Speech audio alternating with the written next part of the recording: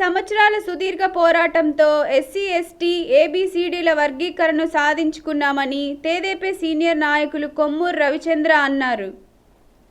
Supreme court ఇచ్చిన తీర్పును స్వాగతిస్తూ తెలుగుదేశం పార్టీ ఎస్సీ సెల్ నాయకులు ఒంగోలు టీడీపీ కార్యాలయంలో పెద్ద ఎత్తున బాణాసంచా కాల్చి సంబరాలు చేశారు. అనంతరం వర్గీకరణకు సహకరించిన ప్రధానమంత్రి మోడీ, రాష్ట్ర ముఖ్యమంత్రి చంద్రబాబు నాయుడు, ఎంఆర్పీఎస్ జాతీయ అధ్యక్షులు మందాకృష్ణ మాదిగ చిత్రపటాలకు పాలాభిషేకం చేసి తమ అభిమానాన్ని చాటుకున్నారు. ఈ సందర్భంగా కొమ్మూరు రవిచంద్ర మాట్లాడుతూ వర్గీకరణకు సహకరించిన ప్రతి ఒక్కరికి కృతజ్ఞతలు తెలియజేశారు. వెనుకబడిన ఎస్సీ ఉపకులాలకు ఏబిసిడి వర్గీకరణ ఎంతగానో ఉపయోగపడుతుందని ఈ సందర్భంగా తెలియజేశారు.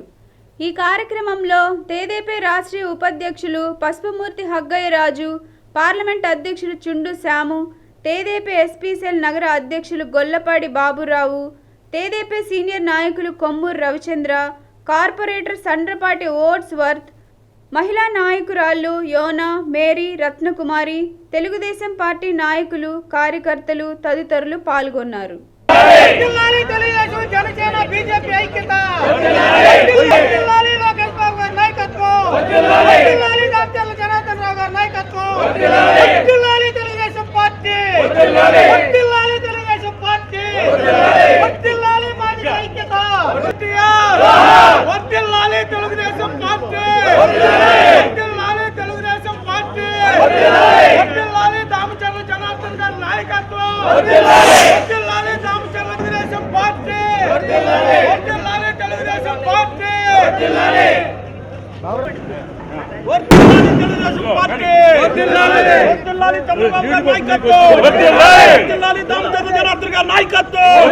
ఎంఆర్పీఎస్ మందాకృష్ణ మాదిగ గారి నాయకత్వంలో షెడ్యూల్డ్ కులాల ప్రజలు అందరూ సమానంగా ఉండాలి అని రాజ్యాంగంలో ఏదైతే డాక్టర్ బిఆర్ అంబేద్కర్ గారు రాజ్యాంగ ఫలాల్ని ఈ దేశ ప్రజలకు అందిస్తూ ఆయన రాజ్యాంగంలో పొందుపరిచారో దానికి అనుగుణంగా ఆంధ్రప్రదేశ్ ఉమ్మడి రాష్ట్రంలో ఉన్నటువంటి షెడ్యూల్డ్ కులాల్లోని 59 ఉపకులాలు అందరూ కూడా సమానంగా అభివృద్ధి చెందాలనేటువంటి ఆలోచనతో కేవలం కొంతమంది అభివృద్ధి చెందుతున్నారు కాబట్టి అందరూ అభివృద్ధి చెందాలనేటువంటి ఆలోచనతో ఆ రోజు ఎంఆర్పిఎస్ని మన ఈదుమూడిలో, ప్రకాశం జిల్లా ఈదుమూడిలో ప్రారంభించడం, అది అంచెలంచెలుగా అందరి మన్ననలు, అందరి ఐక్యతతో ముందుకు సాగుతూ ఈ రాష్ట్రంలోనే కాకుండా భారతదేశంలో ఉన్నటువంటి ప్రతి ఒక్కరిని కదిలించడం, అన్ని ప్రజా సంఘాలు, అన్ని రాజకీయ పార్టీలు మద్దతు తెలపడం జరిగింది.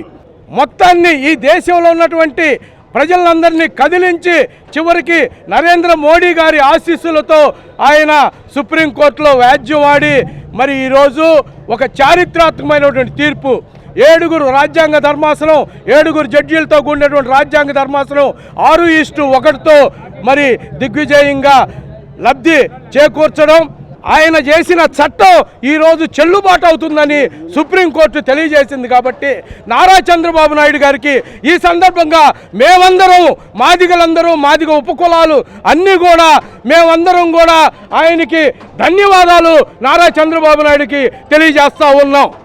మేము వెనకబడిన కులాలుగా మేము ఆ తీర్పుని మేము పూర్తిగా ఆహ్వానిస్తున్నాము. ఇది ఒక మాదిగ కులానికే కాదు, దళితులందరికీ కూడా, దళితులు అంటే షెడ్యూల్ కులాల వారిలో 59 ఉపకులాలకు కూడా న్యాయం జరిగే విధంగా నారా చంద్రబాబు నాయుడు గారు ఆ రోజున నిర్ణయం తీసుకున్నారు. ఈ రోజున ఆయన చేసిందే కరెక్ట్ అని చెప్పని సుప్రీంకోర్టు తీర్పునివ్వడం జరిగింది. నారా చంద్రబాబు నాయుడు గారు ఆ రోజు కరెక్ట్గా చేశారు కాబట్టి ఈ రోజున సుప్రీంకోర్టు తీర్పునివ్వడం జరిగింది. మా మాదిగలందరం కానీ షెడ్యూల్ కులాల్లో ఉన్న 59 కులాలు కూడా, ఉపకులాలు కూడా ఆయనకు రుణపడి ఉంటామని చెప్పని ధన్యవాదాలు తెలియజేసుకుంటూ సెలవు తీసుకుంటున్నా. ఇది సుదీర్ఘ పోరాటం, 30 సంవత్సరాల మందా కృష్ణమాదిగ గారి సుదీర్ఘ పోరాటం. అంటే కృష్ణమాదిగ గారు చేసింది ఒక మాదిగ కులానికే కాదు, 56 ఉపకులాల కోసం పోరాడిన పోరాట యోధుడు కృష్ణమాదిగ గారు. ఆయన తెచ్చిన ఫలాలు ఈరోజు చట్టంలో ఎవరైతే ధర్మాసనంలో ఉన్నారో పెద్ద పెద్దవారు అందరూ వాళ్ళందరూ కృతజ్ఞతలు తెలుపుతున్నాం. న్యాయం అనేది ఎవరికైనా అతిథులు కాదు. ధర్మం ఎటుంటే 4 పాదాల మీద నడిచిద్దని మనం పుస్తకాల్లో చదువుతుంటాము. అలాగే ఈరోజు కృష్ణమాదిగ గారు ఆయన చేసిన పోరాటానికి, ఉపకులాల కోసం పోరాడిన పోరాటానికి ఇది ధర్మం గెలిచింది. భారతదేశంలో ప్రజలందరూ ఈ రాష్ట్రం వైపు చూసే విధంగా ఆయన కష్టపడ్డాడు. ఆయన ఫలితం దక్కింది. మేము కూడా ఎల్లవేళ చంద్రబాబు గారికి కృతజ్ఞతగా ఉంటాం.